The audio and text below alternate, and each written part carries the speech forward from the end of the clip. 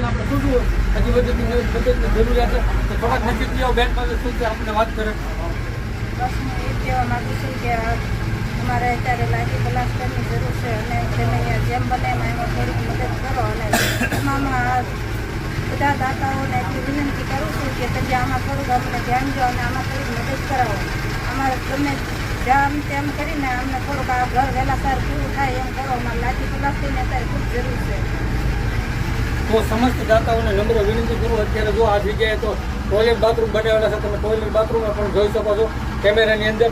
અને ખાસ કરીને તો તમામ દર્શક મિત્રોને નમ્ર વિનંતી કરું કે ફૂલની પાકડી આ પરિવારને મદદ કરો, કારણ કે પરિવાર સાવ નોંધારો પરિવાર છે અને આ પરિવારને ખૂબ જ મદદની જરૂરિયાત છે.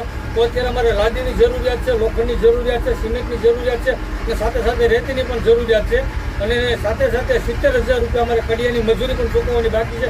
તો સમસ્ત દાતાઓને આપણે નમ્ર વિનંતી કરી, બરોબર ને બેન?